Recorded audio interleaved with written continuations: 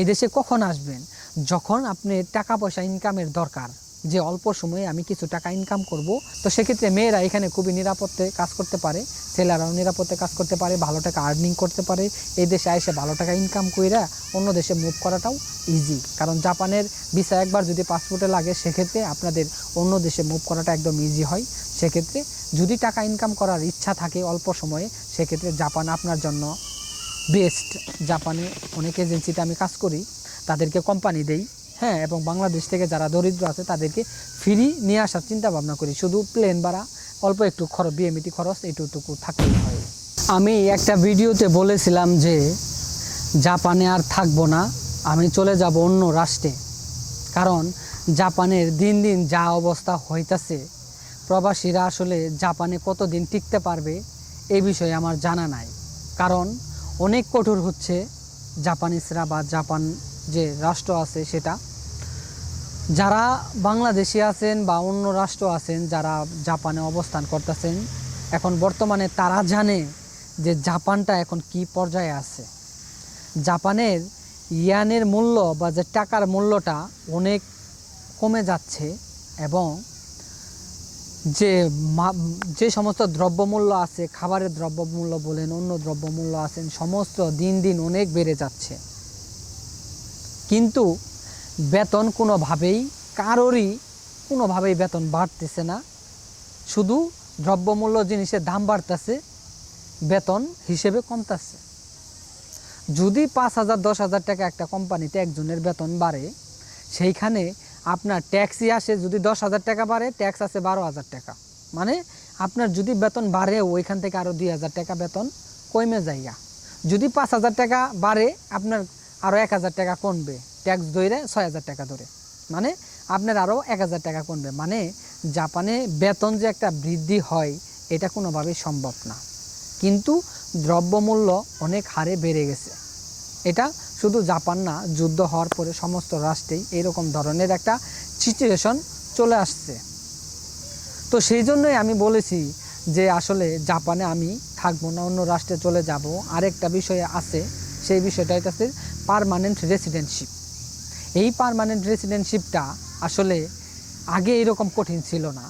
5 বছরের ভিসার মেয়াদ থাকলে বা 5 বছরের যদি জাপানে স্টে করা যাইতো ওয়ার্ক ভিসাতে, সেক্ষেত্রে অ্যাপ্লাই করন যাইতো এই পার্মানেন্ট রেসিডেন্টশিপ। এখন এরপরে করলো 10 বছর বা 10 বছরের অভিজ্ঞতা লাগবে কাজের, এখন করতেছে 30 বছর। আসলে জাপানে আপনি কাজ করতে আইলে এই 30 বছর থাকলে আপনি কি বুড়া হবেন নাকি জিয়ান থাকবেন এটা আপনিই জানেন, আর আমি জানি না। কারণ 30 বছর একটা দেশে থাইকে সাইরে যদি পার্মানেন্ট রেসিডেন্টশিপের জন্য আবেদন করা লাগে, তাহলে ওই দেশে আসার থেকে না আসাই ভালো, আমি বেটার মনে করছিলাম।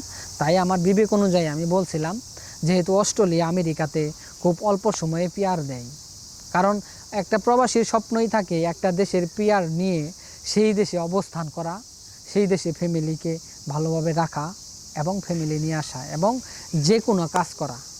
কারণ যদি আপনি জাপানে কনস্ট্রাকশন কাজ করেন, যদি SSW2 যান, যদি আপনি পিআর না পান বা পার্মানেন্ট রেসিডেন্টশিপ আপনাকে না দেয়, তাহলে ওই 30 বছর কিন্তু ওই কনস্ট্রাকশন কাজই করতে হবে, চেঞ্জ করতে পারবেন না। যদি আপনি রেস্টুরেন্টে যান, যদি আপনি ড্রাইভিংয়ে যান, যদি আপনি কেয়ার গিভারে যান, সেক্ষেত্রে ওই একই। SSW2 যদি আপনি তুলেন, সেক্ষেত্রে 30টা বছরে একই কাজ করতে হবে। এটাই হচ্ছে সবথেকে বড় বিষয়। আর যদি আপনি আগে যে রুলসটা ছিল 5 বছর বা 10 বছরের যে রুলসটা ছিল, যে পিআর পাওয়া যেত, পিআর পাইলে আপনি কি যে পরিশ্রমটা করবেন, বাংলাদেশ থেকে কিন্তু আহামরি আরামের কাজ নাই জাপানে আসার পরে, মোটামুটি পরিশ্রমের কাজ।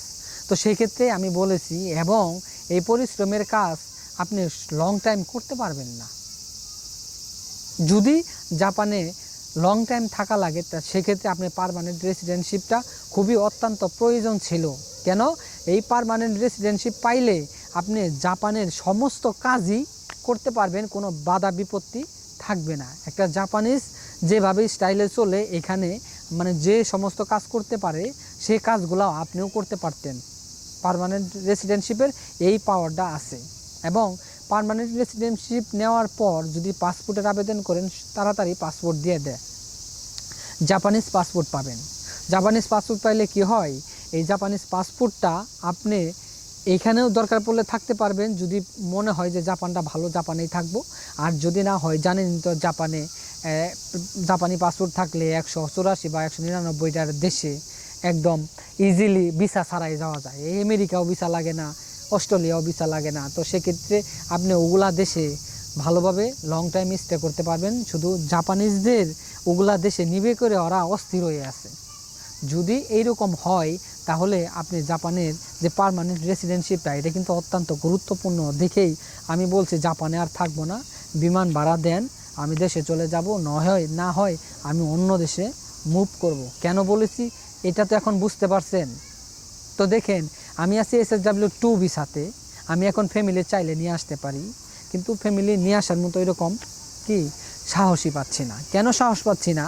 দেখেন, যদি ফ্যামিলি নিয়ে আসি তাহলে এখানে অনেক খরচ।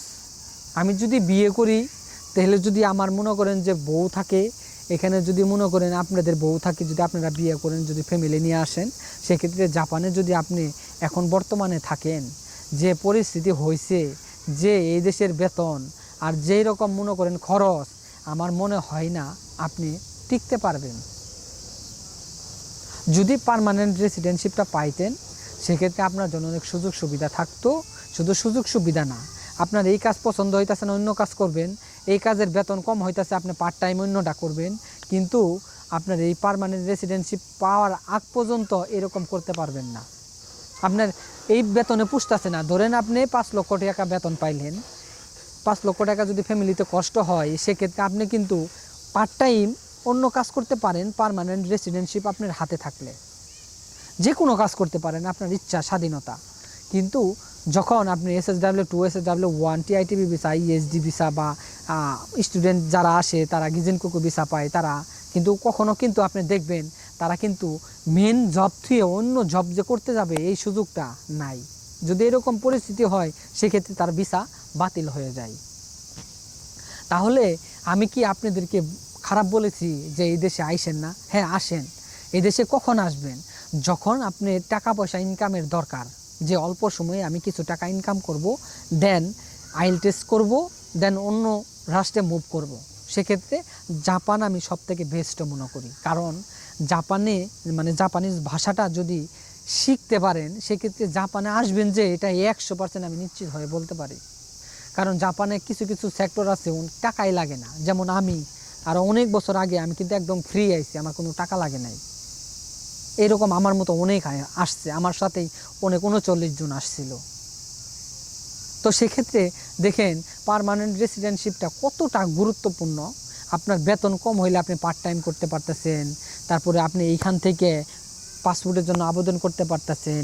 এখন আপনার একটা কাজে কষ্ট হইতেছে, লং টাইম কাজটা করলেন না, যে কোনো কাজে মুভ করতে পারতেছেন। তাহলে এই পার্মানেন্ট রেসিডেন্টশিপটা নিয়ে যদি আমি আপনাদের কাছে না বলি, আর আপনারা যদি বাজে বাজে কমেন্ট করেন যে ওই পাগল হয়েছে, ওই জাপানে কেমনে গেল, অমুক গেল তমুক গেল, এগুলো কি বলেন? আমি তো আপনাদেরকে বিস্তারিত সম্পূর্ণ বলার চেষ্টা করতেছি যে জাপানের যতগুলা নিউজ আছে আমি দেখি, যে নিউজ থেকে আমি রিসার্চ করি যে আপনাদেরকে কোন জিনিসটা জানাইলে সবথেকে ভালো হবে, আপনারা সবার আগে জানেন।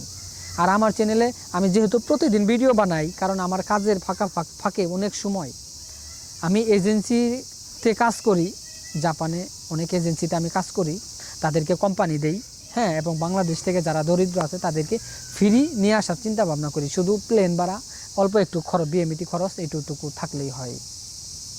কিন্তু দেখেন আমার এই ফেসবুকে যে কিছু কিছু মানুষ কমেন্ট করছে, খুবই খারাপ লাগছে আমার।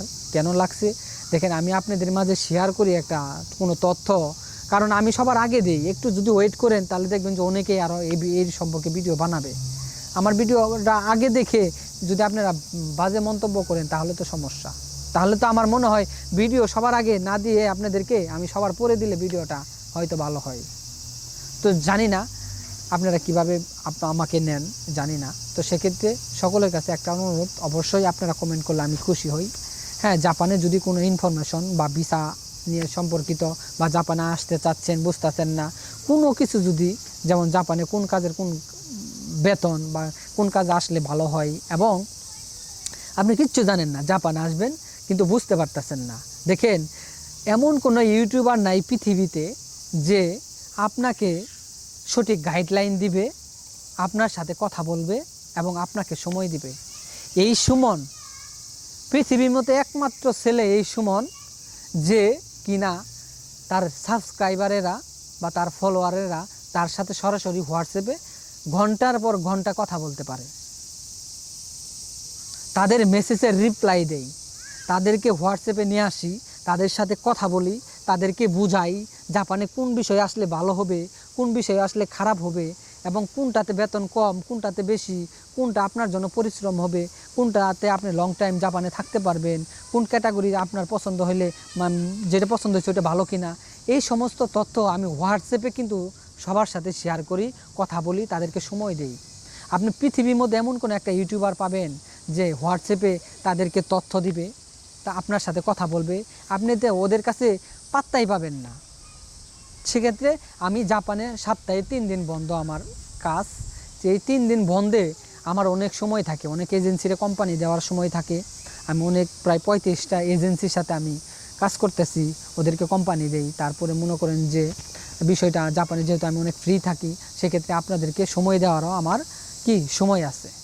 তো সেক্ষেত্রে যারা যারা কোনো কিছু না বুঝছেন জাপান সম্পর্কে বা আসতে যাচ্ছেন, কোনো কিছু বুঝতেছেন না, যে ইন্টার পাস করছেন, এসএসসি পাস করছেন, বসে হয়েছেন, জাপানে আসবেন না অন্য দেশে যাবেন, সেক্ষেত্রে আমাকে ফোন দিলে আমি সরাসরি আপনাদেরকে ভালোভাবে ডিটেলস বললে আপনি বুঝতে পারবেন। এবং আপনি আইএলটিএস করবেন নাকি জাপানি ভাষা শিখবেন, সে বিষয়ে সিদ্ধান্ত নেওয়ার আগে অবশ্যই একবার আমার সাথে ফোনে কথা বলার চেষ্টা করবেন। কারণ আমি যদি একটা দেশ সম্পর্কে, একটা আইএলটিএস সম্পর্কে, যেহেতু আমি আইএলটিএস করছি, আমি কিন্তু অনেক বছর ধরে আইএলটিএস করতেছি, আইএলটিএস অনেক কঠিন, সেক্ষেত্রে কিন্তু আমি আইএলটিএসে মোটামুটি ভালো একটা, যাই হোক বললাম না, আইএলটিএস আমিও কিন্তু করছি। তো সেক্ষেত্রে জাপানি ভাষাও শিখছি, সেই জন্যই আমি অন্য দেশে মুভ করার চিন্তা ভাবনা করছিলাম। কিন্তু জাপান এত সুন্দর রাষ্ট্র, এত সুন্দর তাদের ব্যবহার, এত সুন্দর নিরাপত্তা, এই দেশে একটা মানুষ থাকলে বুঝবে না সে মানুষ। কিন্তু বাংলাদেশের মতো না, যেখান থেকে নেই চিন্তাই করে, যেখান থেকে নেই মনে করেন জীবনের ভয় থাকে, যেখান থেকে নেই মনে করেন দুর্নীতি, যেখান থেকে নেই ঘুষ। তো এরকম না এই দেশ। এই দেশ অনেক শৃঙ্খলা অনুযায়ী চলে এবং আইন শৃঙ্খলার মাঝেই এই দেশ সীমাবদ্ধ। কেউ একটু 19-20 করতে পারে না দেখে এই দেশে বসবাস করাটা ইজি এবং সহজ এবং নিরাপত্তা। তো যারাই যোগাযোগ করবেন ইনশাল্লাহ অবশ্যই একটা সুন্দর কমেন্ট করবেন, ভাই আমি আপনার সাথে যোগাযোগ করতে চাই। সেক্ষেত্রে আমি আপনাদেরকে হোয়াটসঅ্যাপ নাম্বারটা গিফট করব, আপনি আমার সাথে ঘন্টার পর ঘন্টা কথা বলতে পারেন। মেয়েরা বা ছেলেরা উভয় অবশ্যই যোগাযোগ করবেন, কারণ এই দেশে মেয়েদের খুবই নিরাপত্তা, ভালোভাবে এসে কাজ করতে পারতেছে, কোনো সমস্যা হয় না। ছেলেরাও এই একই। আপনি যে একটা মেয়ে জাপানে আসলেও আপনি জাপানের থেকে একটা ছেলে আপনাকে ডিস্টার্ব করবে, নো ওয়ে, কোনোভাবেই সম্ভব না। আপনি যদি পুলিশকে ইনফর্ম করেন, সেক্ষেত্রে তাকে ধরে নিয়ে যাবে, তার ভিসা ক্যান্সেল করে দিবে। তো সেক্ষেত্রে মেয়েরা এখানে খুবই নিরাপত্তে কাজ করতে পারে, ছেলেরাও নিরাপত্তে কাজ করতে পারে, ভালো টাকা আর্নিং করতে পারে। এই দেশে এসে ভালো টাকা ইনকাম কইরা অন্য দেশে মুভ করাটাও ইজি, কারণ জাপানের ভিসা একবার যদি পাসপোর্টে লাগে, সেক্ষেত্রে আপনাদের অন্য দেশে মুভ করাটা একদম ইজি হয়। সেক্ষেত্রে যদি টাকা ইনকাম করার ইচ্ছা থাকে অল্প সময়ে, সেক্ষেত্রে জাপান আপনার জন্য বেস্ট আমি মনে করি। তো অবশ্যই সকলেই যোগাযোগ করবেন। ভালো থাকবেন, সুস্থ থাকবেন। আল্লাহ হাফেজ।